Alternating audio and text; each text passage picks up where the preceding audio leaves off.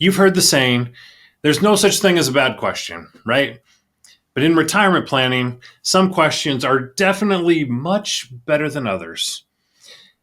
What we're going to focus on today is reframing those questions so it can make a significant impact on your retirement by asking better questions. Let me grab Walt, make sure he's not opening his presents because it's almost Christmas, and we'll bring you right back to the show.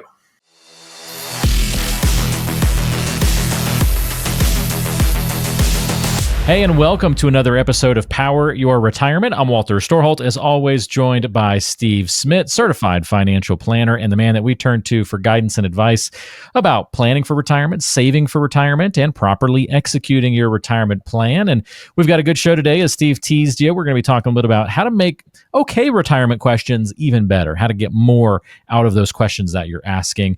We're going to talk about that on today's show. But first, Steve, Merry Christmas to you. I hope you're enjoying the holiday season, and we're releasing this the week of Christmas, so it's a fun time of year, right? It is. It's a fabulous time, although it creates a little bit of anxiety in me, I must say. Yeah? Staring right out the window, that's Heavenly Ski Resort, and I get a few extra days off between Christmas and New Year's, and I can't wait.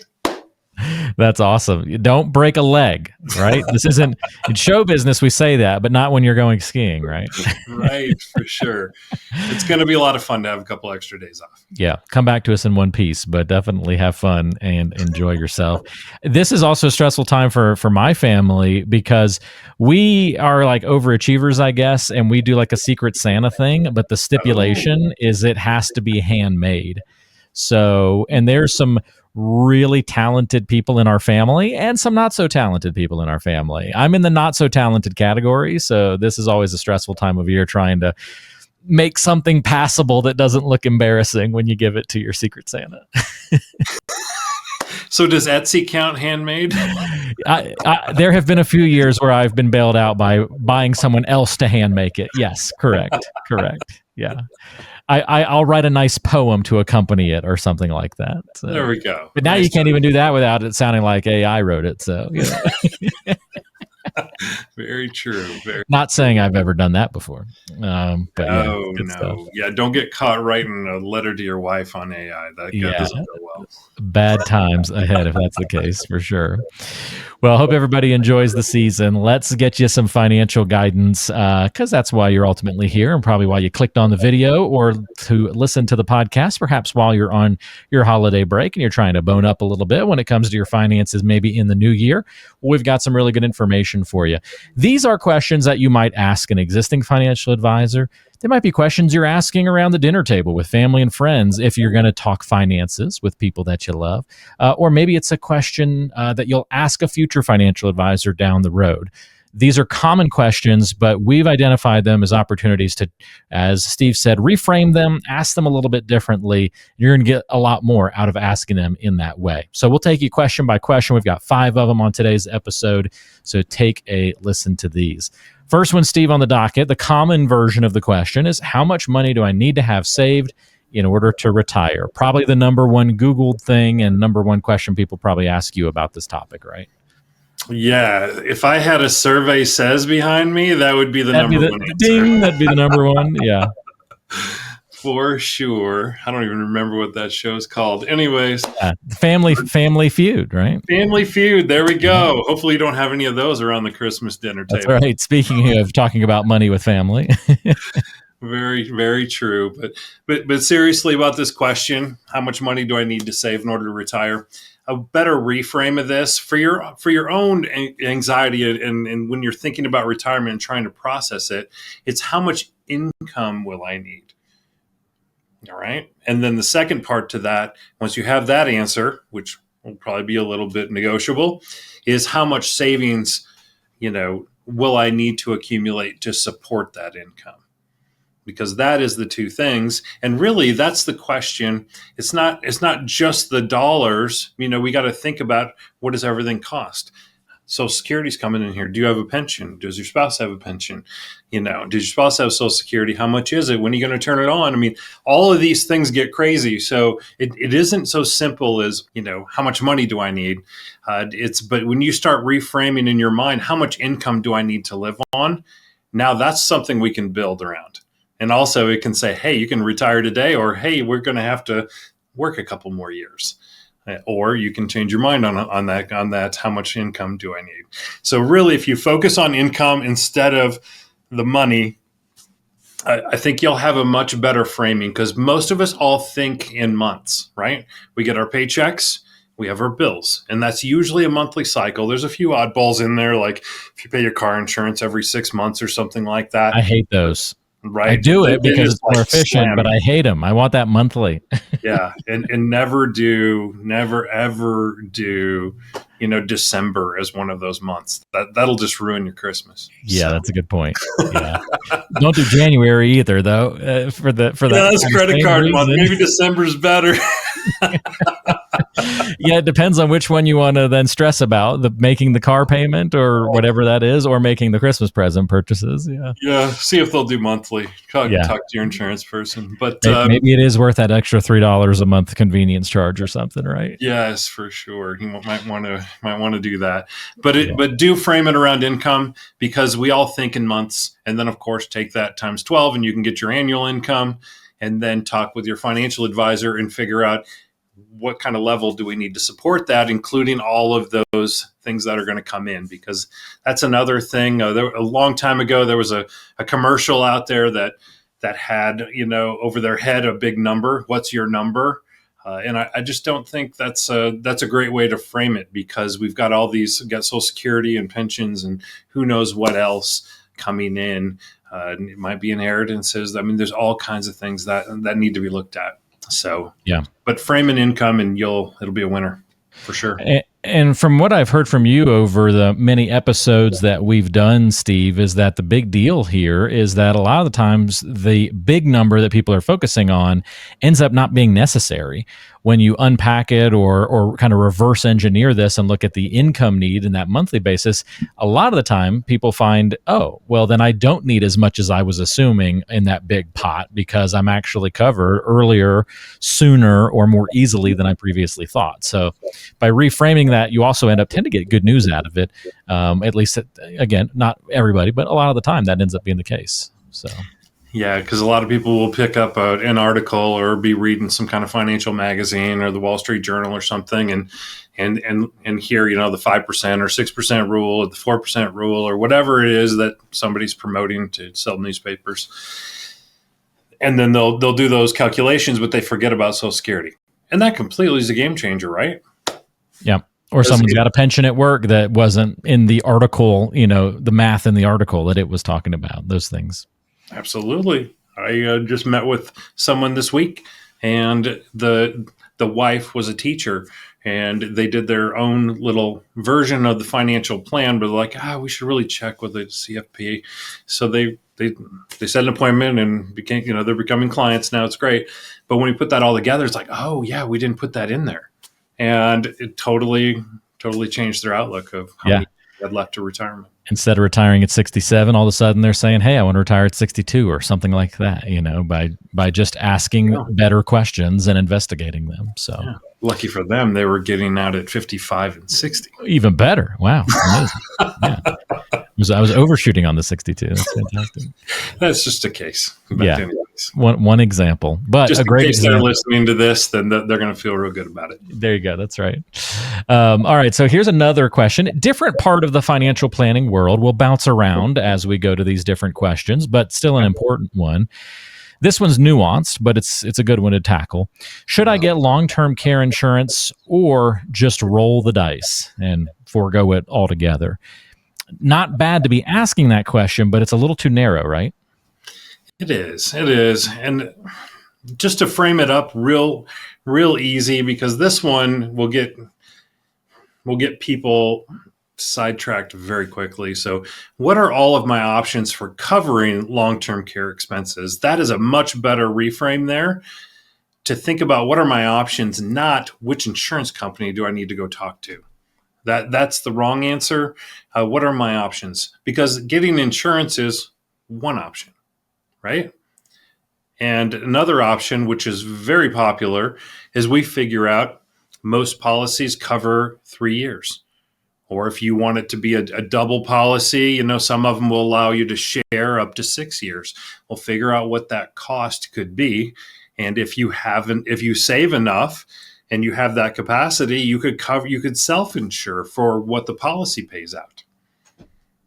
Now, when it happens does it happen in your 90s or 80s or 70s is a little bit to be desired, but there's other ways to cover it because the hard part about long-term care insurance is you could pay these large premiums for 30 years and never cash in on it. And it can be a drain on some people's retirement. And some people, it's about protection. And they have the cash so they can buy the insurance. So what you want to do is when you're engaging with your advisor, ask, what are my options? Not should I get? Yeah. Get is a product-based question. What are my options is a planning-based question. You'll go a lot further. You'll be much more educated, and I think you'll be much happier with the result for sure. For more than just the life insurance, long-term care insurance question too. Like anything in financial planning, try not to ask binary or black and white or yes or no or all or none type questions. Keep it open-ended, just kind of like interviewing techniques, right? Keep things open-ended, expandable for conversations, multiple options on the table. Very rarely, would I be right in saying this, Steve? Very rarely there's a or B, truly a yes or a no or a this or that type of question in the financial world. It's lots of gray areas and middle grounds and blends and things like that in terms of answers and pathways. There absolutely is. And that's why we start with the planning at our firm. It's always start with the planning, not with the product. And I always say if their first step is to sell you an investment or an insurance product, probably run. That's a whole nother episode. But because you want to find somebody who's trying to find needs and then give options. And that is a winner right there. Okay, very good. We've covered 2 so far. If anything has sparked additional questions in your mind, or you'd like to engage with Steve to talk a little bit more about your financial plan, your plans for retirement, are you saving the right amount? Especially if you're an employee of a publicly traded utility, Steve's got some very specific programs for the industry, and in particular, your 401k plans and your retirement goals and plans. If you got any questions about those kinds of things, you can always book a time to meet with Steve and even get the retirement toolkit, which is packed with Steve's books, other great information, resources, guides, all that kind of stuff. No cost, complimentary to pick that up and to have a conversation with Steve. There's a link in the description of today's show that you can go to and check all those things out. So please feel free to do that if you've got any additional questions and want to explore some of what we're talking about on today's episode, but also so much more in the planning process. All right, Steve, we've got another one here. Where can I pay the lowest fees for financial advice? Great that somebody's looking, in this realm or asking this kind of question, but it's a little misdirected, right?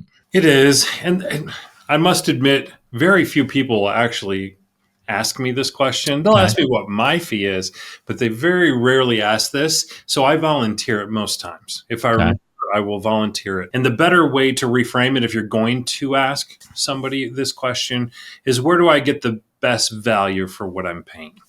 That is a nicer question, because that isn't that's a bigger answer than just a percentage of assets or a flat fee or whatever it is that they charge.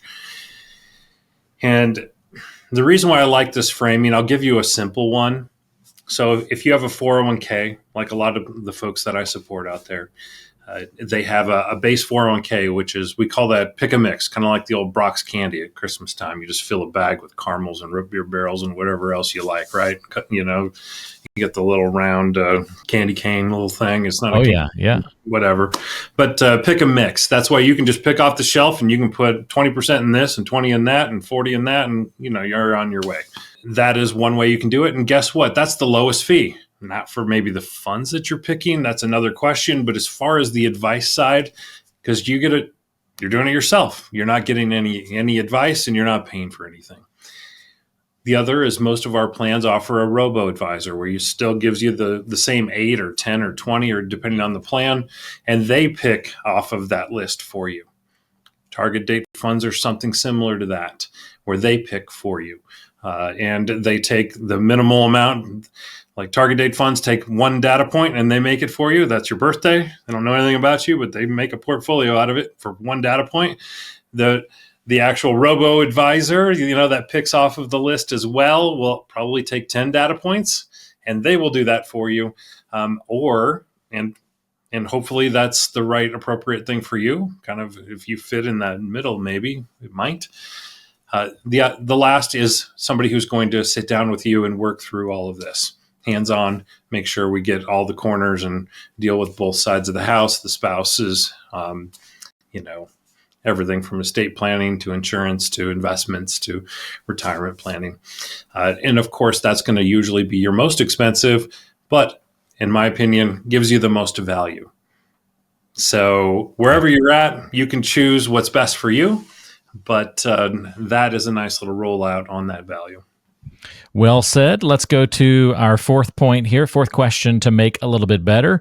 Should I take Social Security at 62 or 70? This should sound a lot like that earlier question where it was one extreme or the other, or kind of just pigeonholing yourselves into two choices when it doesn't have to really be that way. I get this question every single day of my life. It's like a mantra. It's like a CD that's on skip. Yeah. Okay. Nice. Good comparison. For those of you that are old enough to understand skipping on CDs. But hopefully a decent amount of our audience remembers those. I had a CD player in my car in the early days. It drove me nuts. Every time I had a pump, it would skip. Same thing. It would skip in the car. I had I guess it was my second car. My second car had a great sound system, but the CDs in it skipped all the time. It was so bad about skipping. No doubt about it. And then they got a little memory and it got better, but now we just stream it in. I remember trying to run with a CD player. Go a Discman? Go for a run, you upgraded from the Walkman to now you've got a CD player. I used to mow the grass with the CD player, and I had one that was specially made, I think, that it worked well vertically, so you could put it in your pocket still, and you had this big CD player and you're sticking out of your pocket. But then when you'd run, you're holding it kind of trying to absorb the bounce as you're running. And then you drop it, of course, and it would bust open and the CD would go flying down the road. That's so fun. Oh, back in the day. To go from a CD player running to then the first iPods and then the iPod Nanos and Minis and stuff, that was quite the change. I mean, that was life-changing. That's why it was a game changer. It's 1,000 songs in my pocket. I'll never forget that. Steve and Jobs they won't skip. That made perfect sense. Yeah. Yeah, it was pretty amazing when that, some people who aren't of the right age won't quite, they'll have their own story of that type of transition, but that was, for me, very memorable. So good. Yeah. Good. Okay. So somehow back to Social Security from that. let's package up the skip CD and here's a better way to frame it. What's the best Social Security strategy for my overall retirement income plan? Okay. And that is better because Social Security has a really cool little feature. It's called, raises, inflation raises, and you get a little bit more every year you hold on and wait. So that fixed income bucket that we're trying to fill grows if we wait. That doesn't mean we wait to retire, but we might wait to turn it on. Also, some of you are retired for 6 months or 12 months, you know who you are, and you decide you get the itch or your spouse gives you a kick and you end up wanting to do something part-time, or you want to go back and contract or consult or something like that, basically because you're bored. I'm not even saying you got to go back because you need more money, but you're bored and you want to do something extra. If you turn it on before full Social Security, there can be some penalties involved. So it's not about should I take it from 62 to 70, is how does it fit in? And then there's a little personality there, but there's also in maximizing the fixed income bucket as well. Excellent. I know we could do a whole episode about when to draw Social Security, but that gives you a little taste. All right. Our final question that we can improve upon here on the episode, at least for today, would be, how can I avoid risk? Do you ever get somebody asking that question? And then where's the flaw in the way that that's asked, Steve? Well, how can I avoid risk comes from a place of fear usually. Okay. Sometimes they can ask that straight up. How much risk am I taking in this? But usually, how can the avoid that kind of gives it away, avoid risk, they want to return without taking risk. And we know that that's not possible, right? Well, it is. You just go get a passbook savings at the bank and make somewhere between 0 and, if you're really lucky and get some online savings account, maybe 4. In today's world, historically, probably less than 2. But how we can reframe that is, how can I take the right amount of risk to achieve my goals and the time horizon so I don't retire at 80, right? That is the reframe. You want to make sure that you're taking the right amount of risk for goals and time horizon. So if you want to retire early, there's a good chance you might have to up that risk a little bit. Just talking, generally. Also, if you want to take less risk, you may want to expand that horizon to 65 or maybe even 70, depending on how smooth of a ride you want, the longer you're going to go. And also with goals, you have short-term and long-term goals. Obviously, you want to avoid some risk on those short terms, add some risk on the longer. So that kind of hits both sides. So you want to ask that question, how can I take the right amount of risk to achieve whatever on what timeline? Yep. Yeah, truly no risk doesn't exist in life and in the financial world either. There's a risk to doing nothing, right? You can still have bad things happen to you. Even if you sit in a room all day and do nothing, well, you've got the risk of, getting out of shape, of, being inactive and sloth, right? So you still have to take some risks and put yourself out there in anything in life. I took a big risk yesterday. Yeah? What'd you do? Yeah, I went to sleep and I woke up. I'm like, what did I do?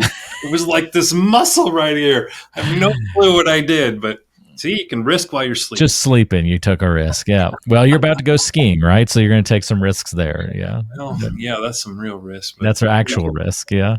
But it's a great point to make in that it's the appropriate amount of risk. That's the key to the question and the better way to ask it. So hopefully you've learned a little something on today's episode about how to ask better financial questions. I think the summary is you keep your options open.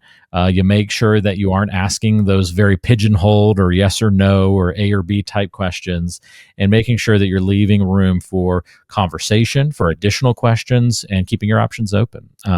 If you have anything that you'd like to say about today's episode, please feel free to leave a comment. Be happy to answer questions that are thrown our way. Maybe we'll make a future video out of it. Don't forget to hit the like button and subscribe to the channel if you haven't already and you're watching this on YouTube. And in the meantime, I mentioned a little bit earlier about publicly traded utility companies. That's where Steve specializes and works with folks specifically in the industry. He has contacts with every publicly traded utility in the country, and he helps people manage their self-directed brokerage accounts. It gives you more options and flexibility than traditional 401ks. If those are the kinds of things you want to learn a little bit more about and see where the opportunities and advantages are, don't hesitate to touch base and see if you'd be a good fit for a conversation and to work with one another. You can click on the link in the description of today's show to set up a time to visit and schedule that review of your plan, and also get that retirement toolkit that we talked about a little bit earlier. Steve, thank you so much for your help. Merry Christmas to you. Be safe skiing, and we'll see you again for the New Year episode. All right. Merry Christmas, Walton. Enjoy that first Christmas with your young one. We will. Take care, everybody. This podcast is provided by Powerhouse Financial Advisors, an independent firm with advisory services offered through Parsonex Advisory Services, Inc., PAS, a federally registered investment advisor. The information provided is for informational and educational purposes only and should not be considered as personalized investment advice. PAS does not guarantee the accuracy, completeness, or suitability of this information for your specific circumstances. Investment decisions should be based on an individual's goals, time horizon, and risk tolerance. Past performance is not indicative of future results, and all investments carry a degree of risk, including the potential loss of principal. Any case studies, testimonials, or endorsements shared in this podcast are illustrative of individual experiences and may not be representative of the experience of all clients. They do not guarantee future performance or success. You should not infer any level of assurance regarding future financial outcomes. Listeners should consult with a qualified financial, tax, or legal professional before making any investment decisions. Parson X Advisory Services, Inc. does not provide tax or legal advice. Be sure to consult with your tax and legal professionals regarding your specific circumstances. For a copy of our Form ADV Part 2A, which provides additional information about PAS, including our advisory fees and services, please visit powerhousefinancialadvisors.com.